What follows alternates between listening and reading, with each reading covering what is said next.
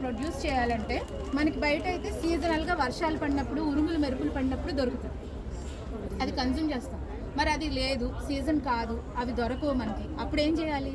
So మనం అప్పుడు ఏం చేస్తున్నాము, మనకి ఇప్పుడు బాగా దొరుకుతున్న బటన్ మష్రూమ్స్ మీద డిపెండ్ అయ్యి. బటన్ మష్రూమ్స్ కూడా మంచివి, కానీ అవి మనకి ఎప్పుడో పెరిగి ఎప్పుడో కట్టే అట్లా వస్తున్నాయి.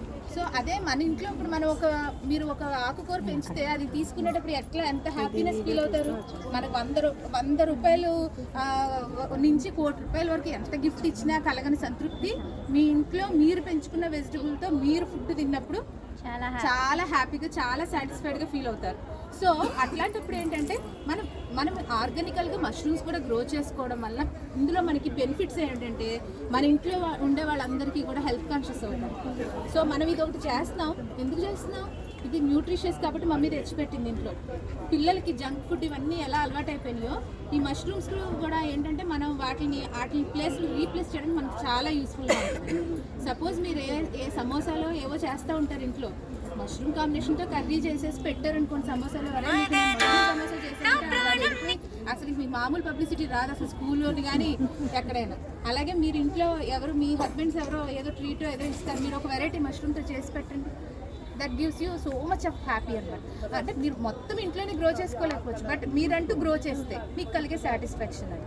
సో ఇప్పుడు ఏంటంటే మిల్కీ మష్రూమ్స్, ఆయిస్టర్ మష్రూమ్స్, ఈ 2 టైప్స్ మన సౌత్ సైడ్ బాగా గ్రో అవుతుంది. అదర్ మష్రూమ్స్ గ్రో అవుతాయి కానీ చాలా కష్టం, కొంచెం అంటే ప్రాసెస్ టిపికల్గా ఉంటుంది, కష్టం లేనిదే ఏది అవ్వదు, అంత కష్టం ఇంట్లో పడడం కష్టం అది. సో ఇప్పుడు ఏంటంటే మిల్కీ మష్రూమ్స్, ఆయిస్టర్ మష్రూమ్స్ అనేవి 2 రకాలు ఉంటాయి. ఆ మిల్కీ మష్రూమ్స్ అనేవి ఏంటంటే వరిగడ్డి ఉంటుందండి, వరిగడ్డిని తీసుకొచ్చి దాన్ని మనం ఏంటంటే ప్రాసెస్ చేస్తాం, అంటే దాన్ని నానబెట్టాలి, ఆరబెట్టాలి, సరైన టెక్స్చర్ అంటే మనం పిండితే వాటర్ దిగే వరకు గడ్డి ఆరేలా చూసుకొని వాటిని మనం ఇలా బ్యాగ్స్ కింద తయారు చేస్తాం అనమాట. సో ఈ బ్యాగ్స్ తయారు చేస్తాము, తర్వాత దీన్ని తీసుకెళ్ళి మేము రూమ్స్లో డార్క్ రూమ్స్, లైట్ రూమ్స్ అని సెపరేట్ చేసుకుంటాం, మనం కట్టుకునేటప్పుడే సెపరేట్ చేసుకుంటాం. వాటిల్లో డార్క్ రూమ్స్లో మనం ఒక 2 to 3 వీక్స్ ఉంచేస్తాం. ఇది ఏంటంటే ఇది నథింగ్ బట్ ఫంగై అనమాట. మనకి ఇది వైట్గా ఉంది, ఇదంతా ఒక ఫంగై. ఇందులో మనకి క్లోరోఫిల్ లేకపోవడం వల్ల ఇది మనకి గ్రీన్ కలర్లో మొక్కల్లాగా కనిపించదు, కానీ ఇది కూడా మొక్కల జాతే. మనం ఇప్పుడు ఆల్గే ఇవన్నీ ఎలా చూస్తుంటాము, ప్లాంట్స్ ఇవన్నీను, అలాగే మనకి ఫంగై కూడా మొక్కలేనండి, కాబట్టి మనం హ్యాపీగా కన్జ్యూమ్ చేయొచ్చు. ఇది ప్యూర్లీ వెజ్. నెక్స్ట్ ఇప్పుడు మనం తీసుకునేది వరిగడ్డిని తీసుకుంటాం.